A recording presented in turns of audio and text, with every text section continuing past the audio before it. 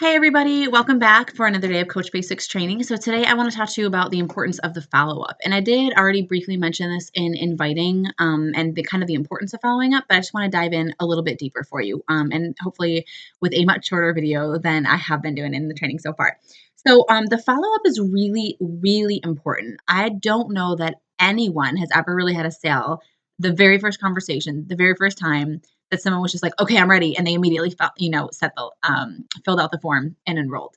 So we have all different kinds of follow-ups. So sometimes somebody, tells you that they are going to purchase right away and you send them the form and then you notice it doesn't come through and the next day it doesn't come through and the next day it doesn't come through. So that's when you want to follow up with them.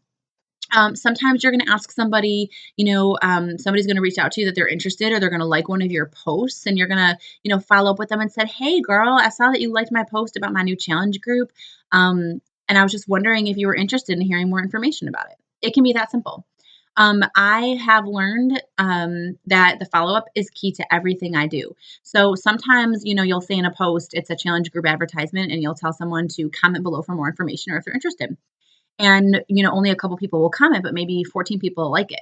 And maybe 12 of those people are coaches, but you'll notice that 2 or 3 of those people are not.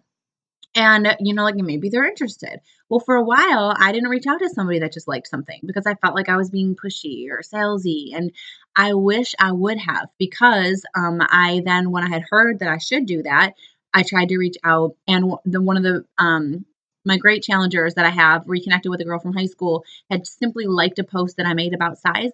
And I chatted with her and she had a really big need and a really big why. And she's getting ready for a wedding. And long story short, she was ready to go. Like she was ordered within like 24 hours. And I never would have known that if I never reached out. So do you really want to risk, customers, that people that you can help, people who need this, just because you don't want to be, pushy. And so I'm not telling you to be pushy, but sometimes you got to get that out of your own head and just think like, no, I'm here to help people. So, let me try to do that. Let me reach out and see. There's nothing, you'll never ask if you don't know, and you miss 100% of the shots that you don't take. So ask, and if somebody doesn't answer, then okay. Or if they, respond and say they're not interested, that's okay too. But you just want to be thorough. And not risk losing somebody that is just interested. So I follow up with everybody about everything, and it's really important to track these things. So let's say you send, you have a challenge group message and somebody comments that they're interested, and then you shoot them a message and they're like, yes, I would love to hear more. And you're like, okay, well, it would help me get to know you better if I ask you a few questions about where you are right now in your health and fitness journey. Would that be okay? And they say, yeah. And you send them these, engagement questions that you can find in the back office or in our scripts about, where they are in their health and fitness journey right now. If they have any goals, what unique obstacles they feel like they have, what their nutrition is like, what their energy is like, how many times they've started and stopped something in the past, like what they feel like really stood in the way. So when you ask those kind of questions, you get to know them better. Then you can better find them a program. You just want to know if they have a need, if this will be right for them, which program will be right for them, if the shake is something that they need, all that stuff, the accountability of a group. So that will help you and help you help them. So sometimes though, you'll ask somebody if they can ask you the questions and they'll answer the questions and then you'll message them back. That sounds great. Well, based on that, I think these would be the best programs for you. And you send that and say, look over these videos and the information and let me know when you're all done if you have any questions and which one you think will be best for you. And then maybe you just hear nothing back. So you're like, when do I follow up? Like that's a common new coach question is when do I follow up? Well, it depends on the situation. So basically, you follow up with somebody typically as a good rule of thumb, as I do, within like 1 to 3 days. So if I've, saw somebody that liked something, like a post, they just liked it and I shot them a message and I said, hey, I saw that you liked my post about my challenge group coming up. Are you interested in being in it? And then I don't hear anything back. I'm probably going to let that one go because it was just a like. I don't actually know if they were really interested. They might have just been scrolling through and thought, hey, that's a cool picture or something, or like what she's doing. But, at least I reached out. That's the important thing. However, once somebody has expressed an interest, like they've actually commented, yes, I'd love some more information, and then you reach out to them and you don't hear anything back. A great follow-up to do for somebody like that is like, hey girl, I know that you commented that you were really interested in my challenge group, and I didn't hear back when I reached out to you, but I wanted to just ask one last time to make sure that, you saw the message and, that I got to you because the group is starting on Monday, or, you need to be ordered by Monday or whatever that date is. And I don't want you to be left out if you want to be in on it. So if you're still interested, let me know. Hope you have a great day. That kind of a thing. So you can find your wording for it. But you definitely want to make sure that you do reach out and follow up, because sometimes this is really important to understand. As a coach in our own head, we can be really negative, which is why we need personal development. So it's very easy for us to think, oh, she didn't respond, she's not interested. Moving on. Or, oh gosh, I heard all these crickets. Nobody wants what I have to offer. Like, oh, I don't want to be bothering people. It's in your head that you're bothering people. And it's in your head that, so many times I get a message from somebody and I have a quick second, so I read it, but then my son pulls me away, or, we arrive where we're going and I get out of the car, and later I'll have new messages and that one, drops down and it's not showing up as new anymore because I've already viewed it, but I completely forgot to respond. It has happened to all of us. So remember, when you're nervous to follow up with somebody, that you don't want to do them a disservice, which is what you'd be doing if you don't check, because this might be somebody who really does need this opportunity in this program, and you don't want to kind of just pass them by just because of your own kind of negative thoughts. So always follow up, and just remember that, how easy it is. And you can even say that in your follow-up, like, hey girl, I know we were talking about you being in my next challenge group. It's going to be starting on Monday. I want to make sure that you don't get left behind if you aren't interested. I know how easy it is nowadays to just kind of get distracted and forget about a message. I do it all the time, where I start a response and never finish it. So I just wanted to make sure, are you still interested? I always try to leave my follow-ups with a question, like, are you still interested? Or does this sound good to you? Or, what flavor of Shakeology, whatever it may be, that I leave it with kind of like a call to action. And that tends to work well.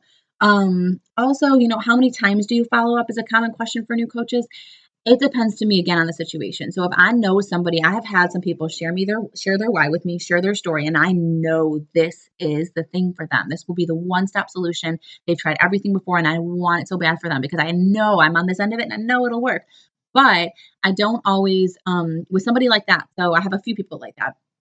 And sometimes it takes months for them to come to. And there's still some people that I'm still waiting on. But I still invite them to the challenge group nearly every month. For a while, I do it every month. And if I still don't hear back, I might let it go a couple months, 2, 3 months, and then I'm going to say, reach out. Or I start liking and commenting on their things on their wall again. I get them kind of seeing my stuff and engaging. And then maybe I'll send like an invitation to a challenge group sneak peek or something like that. But there are a couple people that I have continued to follow up with. And I'll tell you that some of them are now coaches for me. Some of them are now really great challengers and regular challengers. So my rule of thumb is I don't ever want to give up on anybody. So if I had enough of their story to know this is for them, I'm going to continue to keep some kind of a relationship. And even if you're not actually sending a follow-up, like, hey, are you still interested? I engage on their wall, I comment, I like, hey, happy birthday, congratulations for this and that. Because it's all about building a relationship. So many times people, they just need more than 1 or 2 conversations with you before they're ready to make a decision. And they're watching you on social media. From the first invite that you send out, they are watching you. So if you show that you stay consistent on your end, that is going to do so much for them that, they might just reach out to you and be like, okay, like, I like what you're doing. I'm ready to join you. What do I need to do? It's definitely happened to me. And also, so it's you being consistent. And also remember, as a challenger, right, we're all kind of challengers ourselves. We always talk about the consistency, and that's where the results come from. So if you're consistently inviting and following up, it will happen. But doing one without the other is not nearly as strong, because most of us need to be asked several times. Think about how many times you had to be asked before you joined as a challenger, or signed up with Shakeology, or started to coach. I can tell you right now, I don't know that any of you did it on the first time. I didn't do it on the first time. That's why it's so important to follow up. Also, listening during the follow-up, as I said before, is really, really important. You want to get to know someone, get to know their story. And you can ask things as simple in the follow-up as, hey, just wanted to reach out, to see if you're ready to jump into the challenge group like we talked about. Or, hey, did you have any questions about the information that I sent? I'm here to help you. Let me know if you do. Because sometimes people do have questions. Or, I was just thinking about you and I wanted to touch base real quick and see how things are going. How are you? It doesn't even have to be about the program. I really like doing that now, rather than, because sometimes I feel like if I followed up once or twice, I don't want it to seem like I'm being a pushy salesman. So at that point, sometimes I'll be like, hey girl, I haven't talked to you in a while. I just saw you purchase a new house. Congratulations. That's so exciting. How's everything going? And I can tell you that I just did this about a week ago with somebody who I had used to talk to forever about the programs and products. And all of a sudden, here we are. She just decided today to purchase a challenge pack and join my group. But it started by me kind of just taking Beachbody off the table for a little bit. So sometimes that's something good to do too. So Remember, repetition is key, that consistency on your end, following up after you invite, finding what language works for you, try to end with a question, and if the person has a hesitation or an objection that you know, and then maybe you don't hear from them after that. I always put that into my activity tracker. Like I have my power of threes, and on top of my power of threes, I then take anyone who is actually interested in purchasing a challenge pack and I put them into an Excel spreadsheet for the month of whatever month that is that I'm in. And I make sure that I write down the reason of why they didn't want to order, what their hesitation was. So if it's a time factor and we have a program that comes out like T25, it's only 25-minute workouts or 21-day fix, that's a perfect person when it's coming out to follow up with over that. Or if it's somebody who had a financial concern and then the next month the program goes on sale, that's the perfect time to reach. It gives you a reason to reach back out and to follow up. And sometimes that makes you more comfortable as the coach. And that goes a long way too. So I hope this was really, really helpful. Definitely follow up. If you have any questions or comments, put them below this post. And I will see you back tomorrow for the next day of Coach Basics.